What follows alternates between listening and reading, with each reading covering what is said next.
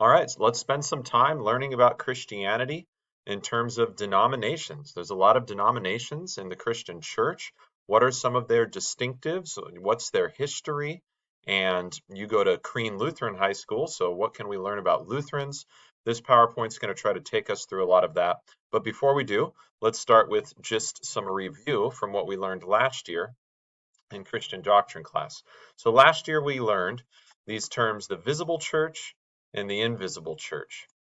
The invisible church is a phrase used to refer to the one holy Catholic and Apostolic Church. You might remember that language from the Nicene Creed. Maybe the church you go to, if you go to church, says the Nicene Creed on Sundays. A lot of historical churches do.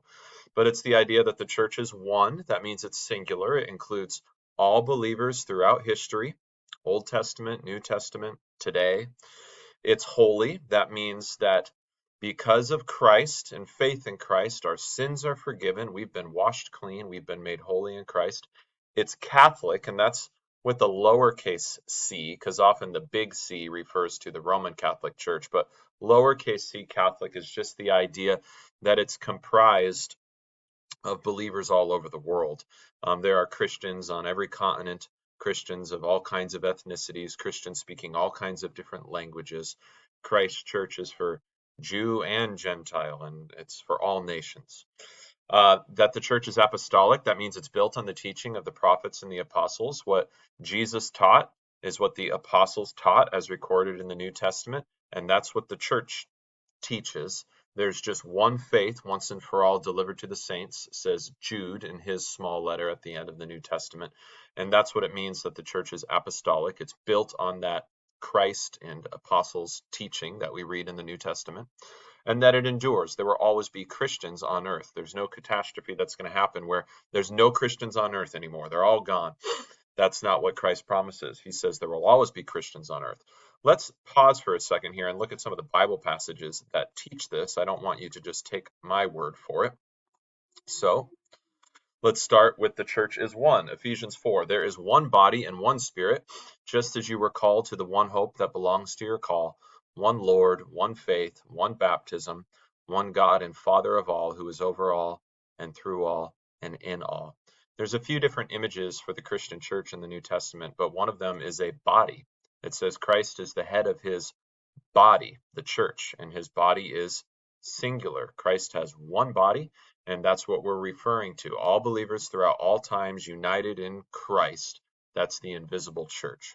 From Ephesians 5, husbands, love your wives as Christ loved the church and gave himself up for her, that he might sanctify her. Sanctify means make holy, make clean, having cleansed her by the washing of water with the word, so that he might present the church to himself in splendor, without spot or wrinkle or any such thing, that she might be holy and without blemish. So we believe in one holy church, right? And we read that the church is holy in Paul's work in Ephesians 5. And then in Galatians 3, Paul says something similar. For as many of you as were baptized into Christ have put on Christ. The New International Version words it, have been clothed with Christ. The believer in Christ is no longer clothed with their sin and its uncleanness. They're clothed with Christ and his holiness. So the church is holy. Revelation 5, and they sang a new song, saying, worthy are you to take the scroll and to open its seals, for you were slain, and by your blood you ransomed people for God from every tribe and language and people and nation. Right? So the church is comprised of believers all over the world. The church isn't just one nationality, language, ethnicity, people group. The church is all who believe in Christ from wherever they are, whatever ethnicity they are, whatever language they speak. That's why Jesus sends the disciples out to go and make disciples of all nations. Ephesians 2, so then you're no longer strangers and aliens, but you are fellow citizens with the saints and members of the household of God, built on the foundation of the apostles and prophets, Christ Jesus himself being the cornerstone. So the church is one holy Catholic. That's the idea we got here from Revelation 5. And apostolic, right? That the church is built on the foundation of the apostles and prophets. What God spoke through the prophets of the Old Testament, through Christ, through the apostles of the New Testament, that's God's word, and the church is built on that inspired word. The church is apostolic. Acts 2, they devoted themselves to the apostles' teaching and the fellowship, to the breaking of bread and the prayers. Again, the church is apostolic. And lastly, Matthew 16, and I tell you, you are Peter, and on this rock I will build my church, and the gates of hell shall not prevail against it. Right? So the church is one, holy, Catholic, apostolic, and enduring. The gates of hell will not prevail against Christ's church. There will always be true believers on earth throughout all history until Christ returns on the last day of this heavens and this earth. All right, back to the PowerPoint. So that's all review, making a distinction between the invisible church, which is one, holy, Catholic, apostolic, and enduring, and visible churches, right? Visible churches, there are many of these, many congregations, many denominations. The visible church is obviously sinful, right? Christians are forgiven of their sins, but we're still sinners, and you can tragically experience and even sometimes read about sin going on in visible churches, which is why Christians need to live a life of daily repentance. So we're not hypocrites, and so we're loving our neighbor. The visible church is divided. Churches teach and practice differently, sometimes even contradicting each other. We'll learn about that as we learn about the distinctive teachings of various denominations. The visible church can be straying. Not all churches believe the Bible is the Word of God. You can find official Christian teaching from certain Christians that they don't think the Bible is just God's Word. It's also sometimes man's fallible word, and the Bible can get things wrong. That's straying from belief that what God has spoken in His inspired Word is indeed His Word and true in everything it says.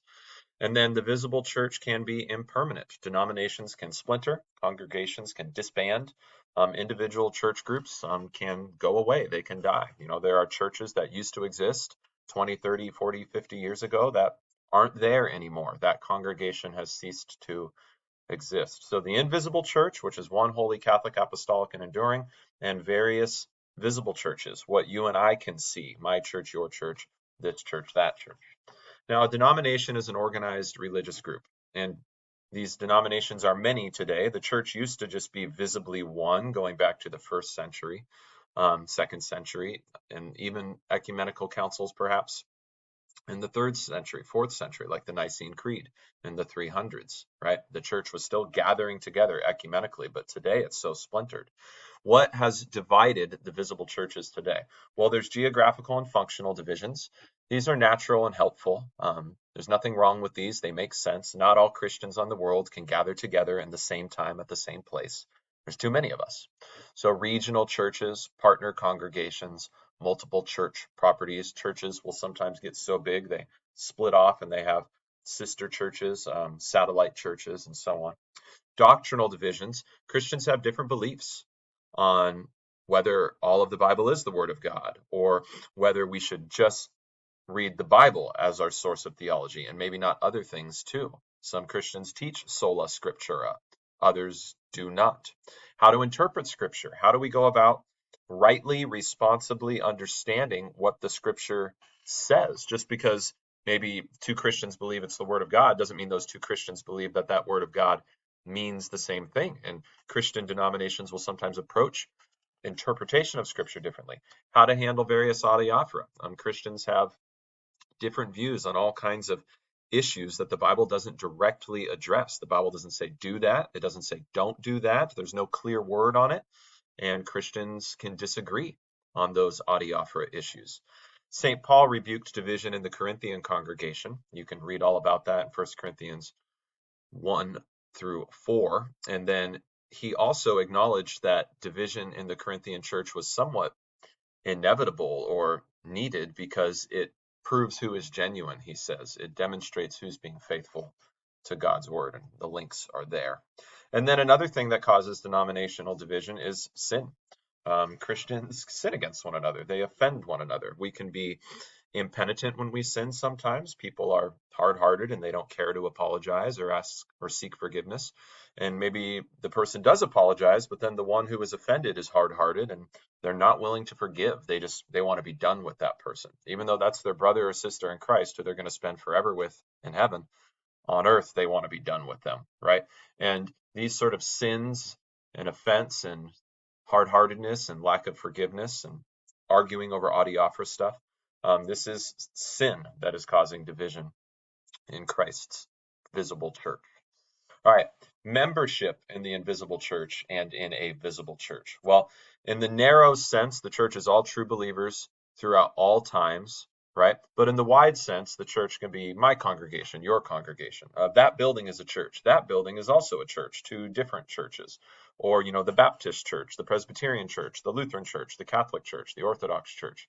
In the wide sense, there's a lot of churches, while in the narrow sense, it's just all believers in Christ throughout history. And a denomination is a group of congregations that have joined together with a common confession of faith. So the idea is that those Christians in that denominational church, they agree on doctrine. That's the idea. They would confess the same things. Not only we believe the Bible, but we believe the Bible teaches A, B, C, D, E, F, G, and they should all be in agreement on that if they're part of the same denomination. So they have a common confession of faith. Hopefully, they're pretty united in practice as well. But the more you study church denominations, you'll find there's a great variety in practice and sometimes even argument over proper practice. There's a lot of disunity even within denominations at times. So membership in the invisible church is just faith in Christ. You believe in Jesus, you're a member of his church.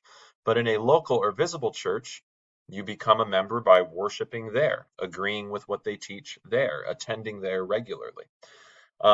In the invisible church, denominational relationship, it's all true believers, right? So, whether you're Catholic or Orthodox or Presbyterian or Lutheran, if you believe the Bible is the Word of God, you believe in the triune God of the Bible, Father, Son, and Holy Spirit, you believe Jesus is true God and true man and our Savior, you believe that you're saved by grace through faith in Christ, apart from works.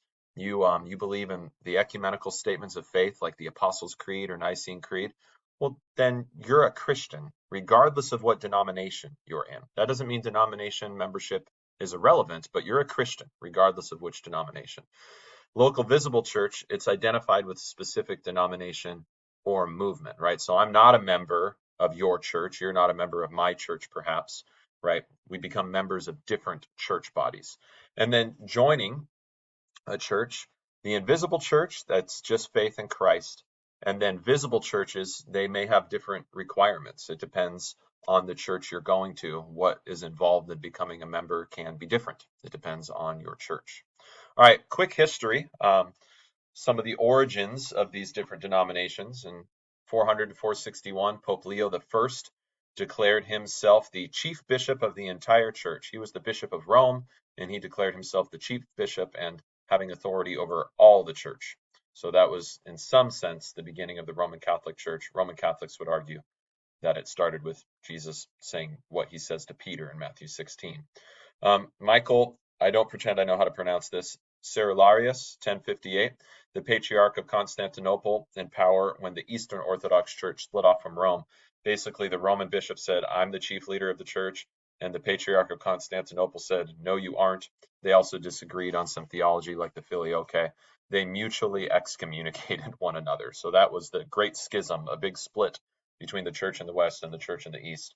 The Protestant Reformation was kickstarted in the 1500s by Martin Luther, and there were other Protestant reformers at his time and after his time, like Zwingli and Calvin, for example, in that area of Europe. And then King Henry VIII, he split off from the Roman Catholic Church when the Pope would not allow him to annul his marriage to his wife, so he took on a new wife, and he did that by whose authority? His own authority. He made himself the new head of the Church of England. That's the beginning of Anglican and Episcopal churches. John Calvin was the chief theologian behind Reformed and Presbyterian churches. George Fox was the chief name behind the Quakers, the Friends churches. John Wesley is the chief name behind the Wesleyan movement and the Methodist Church. And William J. Seymour was the chief name behind the Pentecostal churches. All right, let's wrap this up with just a quick look at this family tree. If you wanted to zoom in on this, it's really quite fascinating, right? It shows a family tree of Christ's church at the bottom, built on the apostles.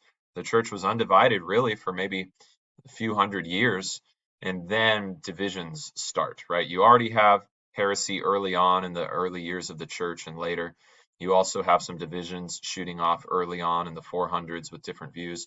But then look at all this with the Great Schism and the Protestant Reformation, a Catholic branch, an Anglican branch, a Reformed branch, radical branch, and a Lutheran branch. So you could slow down and look at that. It's a fascinating family tree.